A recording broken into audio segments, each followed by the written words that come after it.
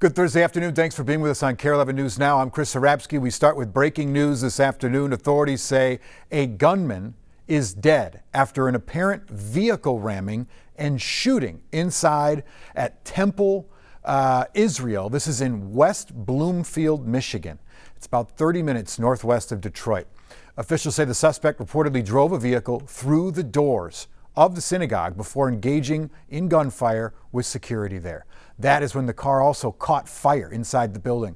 Authorities say that the suspect was found dead inside the vehicle. No children or Temple staff were injured, but officials say one member of the security team was hit by the suspect's car and was taken to the hospital for treatment. The FBI says that their personnel are also assisting local police at the scene. We are working to try and get more details for you. We'll keep you updated as soon as we get them. Today, Iran's new leader, Mojtaba Khamenei, saying the Strait of Hormuz should remain closed as leverage. About 1/5 of the world's crude oil passes through that strait, making it one of the most vital energy checkpoints. This comes as Iran ramps up retaliatory attacks on key oil facilities and tankers across the Gulf, sending crude oil prices soaring again. Take a look at this video. The footage captured an oil tanker erupting in flames in the Persian Gulf. This is overnight. It's believed to be one of the two foreign tankers that were attacked in Iraqi waters. At least one person was killed. Iran claimed responsibility for those attacks, saying an underwater drone blew up the vessels and warning that the attacks will continue. Also this afternoon, a big update on the deadly missile strike on an Iranian elementary school. 4 sources tell NBC News outdated intelligence likely misidentified the school as a military target. More than 170 people were killed in that attack, most of them children. As war in the Middle East continues to escalate this afternoon, it's expanding into Lebanon. Israel says that it responded with a large wave of strikes targeting Hezbollah after the militant group attacked Israel overnight. This marks one of the heaviest fighting between the two since the U.S. and Israel began strikes on Iran. NBC's Richard Engel has the latest. I'm now in central Israel, and this attack was carried out by Hezbollah, a militia group which is based in Lebanon, which is just over Israel's northern border.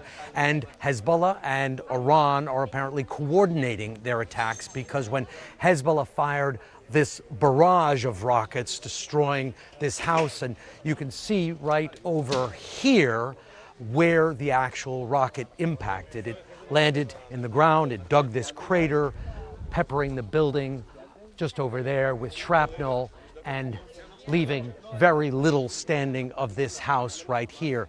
The woman who was living in this house, an 86-year-old woman, and her caregiver were completely unharmed. They were inside a safe room, and according to a family member, they are in good condition. But the entry of Hezbollah into this war, or the intensification of Hezbollah's role in this war, because Hezbollah had been firing some rockets earlier on, but nothing like what it is doing right now. This was part of a barrage, according to Israeli officials, of more than 100 rockets fired at the same time. So Hezbollah's re-entry into this war, its open involvement in this war in a major way, does change the conflict, because with this coordinated front, you're seeing Hezbollah focusing its attacks more on Israel, and Iran focusing on the Gulf, attacking shipping to disrupt the global economy and increase gas prices.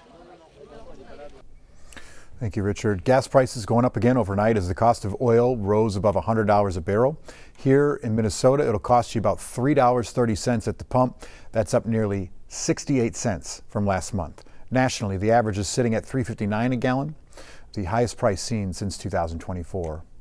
Back in Minnesota, the BCA is investigating this afternoon after police shot and killed a man in Rochester, about 2 hours south of Twin Cities. It happened about 9:30 last night. Police and a crisis response team went to investigate a man having a mental health crisis. They say that they were trying to bring him in for a 72-hour emergency hold when they say he started to struggle with officers. They say he grabbed for an officer's gun, which is when another officer shot him. He was brought to the Mayo Clinic, where he was later pronounced dead. Today, gun violence prevention advocates are calling on state lawmakers to make changes. Over the past few hours, students, teachers, survivors, lawmakers, they held a rally at the Capitol. They delivered a letter signed by 500 Minnesota teachers sent to lawmakers to urge a ban on assault-style weapons and high-capacity magazines. A bill to do just that is in the works.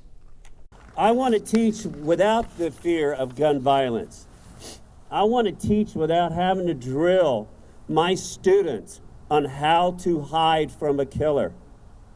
I want to stop planning how to barricade my classroom against rifle fire. Tomorrow morning, there's going to be another rally in the Rotunda. Survivors from the Annunciation School shooting will also be there to urge lawmakers to ban assault-style weapons. Also happening at the state capitol today, hundreds of Minnesotans rallied in a call for lawmakers to pass the Minnesota Equal Rights Amendment. This proposal would allow Minnesotans to vote on a constitutional amendment. If passed, it would protect equal rights under the law, regardless of who holds the legislature or governor's office. Right now, Minneapolis tenants holding a rally calling on the city council to overturn Mayor Jacob Frey's latest veto. Frey announced that he was rejecting an ordinance extending eviction notices from 30 to 60 days. The council passed that resolution 75 last week, saying that it would help renters who are struggling with the effects of Operation Metro Surge. The mayor argued that it would make it harder for renters in the long run and proposed $1 million in emergency rental assistance instead. In a joint statement, 6 council members who voted for the extension pushed back, saying the mayor's plan isn't enough. Data from the city shows evictions are down 5% compared to this time last year. Affordability continues to be one of the top concerns on the minds of voters everywhere. In St. Paul, lawmakers are laying out their ideas to lower the cost of living. Here's Ian Russell. If you feel like life is just more expensive, you're not alone. Probably the bottom 2/3 of the income distribution where people are really feeling the pains with affordability. Prices are already high, so any increase hurts even more. New data from the Bureau of Labor Statistics shows an inflation rate rising to 2.4% year over year, but remaining stable from January to February. St. Thomas economics professor Tyler Schipper says relief may not happen soon. The longer the conflict goes on, the more likely we are to see those ripple effects to the economy, and that could get picked up in overall inflation. Things like rent, apparel, and food all saw small jumps. Schipper says gas was already going up, and the war in Iran, not factored into this data yet, will also raise prices. Minnesotans are feeling the squeeze. Lawmakers in the House have introduced their own plans to help with affordability. House GOP members shared their vision Wednesday afternoon. And our focus is simple. Let's lower taxes here in Minnesota. Those plans also include additional tax relief, lowering health care costs and property taxes, as well as energy cost relief. Make Minnesota affordable so hard work pays off. For too many families, they're struggling to make ends meet. House Democrats introduced their plans last week, focusing on groceries, health and child care, housing, and energy costs. We don't think that anyone in Minnesota should have to choose between the drugs they need to live and paying the rent or putting food on the table for their kids. Proposals from both sides, hoping to make life more affordable for us all. Making sure that Minnesota works for all of its citizens, not just the wealthy and the connected. There is no reason why Democrats and Republicans can't come together on more affordability here in the state of Minnesota. And we'll see how this all plays out in this legislative session. It is unclear exactly when or how leaders may get that done. The legislative session ends in May. And developing this morning, KARE 11 is learning more about drug cases being dropped by the U.S. Attorney's Office. We know of at least 5 serious drug cases dismissed by judges over a 6-week span. The U.S. Attorney's Office hasn't said why, but it comes after more than a dozen experienced prosecutors resigned from that office. Doug Kelly, former assistant U.S. attorney, says dismissing cases is incredibly rare. Unprecedented in my time of watching the United States Attorney's Office over the last 52 years. And in the old days, it was really a big deal to dismiss a case that had already been indicted. Kelly says traditionally, when prosecutors get a federal indictment, they want it to mean they've got a suspect dead to rights. So dismissing an indictment is seen as embarrassing, he says, in the office.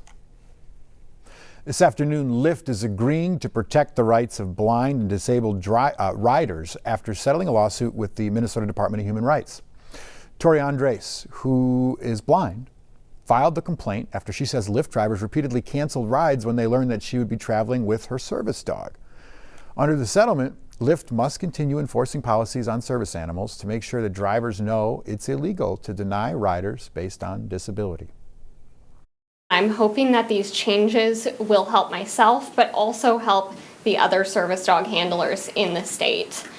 This is something that I am not willing to give up on. Lyft says it has had policies around service animals for nearly a decade, and all changes outlined in the settlement were already in place. The company also did not admit any liability or wrongdoing. Stick with us. We got more news and weather coming up after the break.